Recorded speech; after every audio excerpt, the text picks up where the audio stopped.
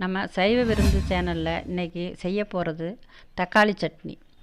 அதுக்கு தேவையான பொருட்கள்: தக்காளியை 2 கட் பண்ணி வச்சுக்கணும், ஒரு பெரிய வெங்காயம் கட் பண்ணிக்கணும், சின்ன வெங்காயம் ஒரு 5-6, பூண்டு பல் ஒரு 10, கருவேப்பிலை கொத்து, வரமிளகாய் 6, பொட்டுக்கடலை ஒரு 2 டீஸ்பூன், வெள்ளை உளுத்தம்பருப்பு 1 டீஸ்பூன், கடலைப்பருப்பு 1 டீஸ்பூன், கடுகு 1 டீஸ்பூன், கல் உப்பும் வச்சுருக்கேன், சால்ட்டும் வச்சுருக்கேன், எது வேணாலும் பயன்படுத்திக்கலாம். மஞ்சத்தூள் 1 டீஸ்பூன், தேங்காய் எண்ணெய் பாட்டிலில் வச்சுருக்க, அது தேவையான அளவு நம்ம யூஸ் பண்ணிக்கலாம். பெருங்காயம்,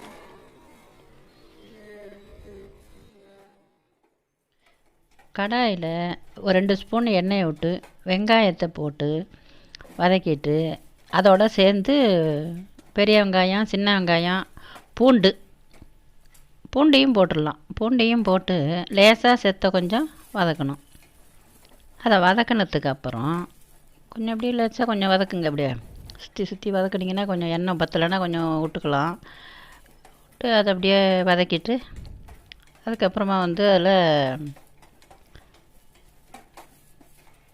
நல்லா வதக்குங்க. வதக்கிட்டு அதுக்கப்புறம் இந்த தக்காளியை எடுத்து போட்டுங்க. தக்காளியும் சேர்த்து வதக்குங்க. எண்ணெய் பத்தலைனா இன்னும் ஒரு 1/2 ஸ்பூன் போட்டுங்க. ஊற்றணுன்னு தேவையில்லை, வேணா ஊற்றிக்கலாம். ஒரு 1/2 ஸ்பூன் போட்டு அந்த தக்காளியோட அந்த மஞ்சள் கலர் கொஞ்சம் பச்சை மாறினா போதும், அதோடு வச்சுக்கலாம். அதை அப்படியே எடுத்து மிக்ஸி ஜாரில் எடுத்து அதை அப்படியே போட்டு வச்சுங்க. அந்த மிக்ஸி ஜாரில் எடுத்து போட்டதுக்கப்புறம் அந்த மிளகாய் இருக்கு இல்லையா, பொட்டுக்கடலையை ஜாரிலே போட்டுடுங்க. மிளகாய் இருக்கு இல்லையா, அந்த மிளகாயை எடுத்து லேசாக அந்த கடாயில் போட்டு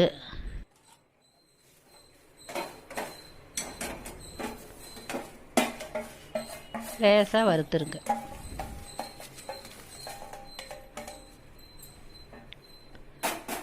அதையும் லேசாக வறுத்துட்டு போதும், அதை எடுத்து அந்த ஜார்லேயே எடுத்து போட்டுங்க. ஜாரில் அதை போட்டுட்டு கொஞ்சோண்டு அடுப்பில் ஒரு பாத்திரத்தில் கொஞ்சம் வெந்நீரை சுட வச்சுங்க. அதுக்குள்ளே அந்த மிக்சியை போட்டு அதை அரைச்சிருங்க.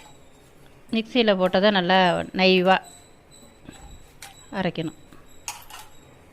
அதை அரைச்சி அதை ஒரு பாத்திரத்தில் எடுத்து வச்சுங்க. போதுமான அளவு அரைச்சா போதும். ஒரு நைஸாக திப்பி இல்லாமல் கொள்ளாமல் அப்படியே அரைச்சி வச்சுக்கிட்டிங்கனாக்கா அது போதும். அப்புறம் கடாயில் ஒரு 2 ஸ்பூன் எண்ணெயை விட்டு அதில் கடுகு, அது ஸ்பூன் சின்ன ஸ்பூனாக இருக்குங்கிறதுனால 2-3 ஊற்றணும். அதில் கடுகு போட்டுங்க. கடுகு நல்லா பொரிஞ்சதுக்கப்புறம் கடலைப்பருப்பை போட்டுங்க. கடுகு நல்லா பொரிஞ்சிச்சு. இப்போ கடலைப்பருப்பை போடுங்க. கடலைப்பருப்பை போட்டு லேசாக வறுத்துட்டு அதில் 2 உளுத்தம்பருப்பை போடுங்க. உளுத்தம்பருப்பை போட்டு பொன்னிறமாக வறுத்துங்க. அப்படியே லேசாக போட்டு அந்த கருவேப்பிலையும் போட்டு கொஞ்சம் பெருங்காய பொடியை அதில் போட்டு பொன்னிறமாக வறுத்துங்க.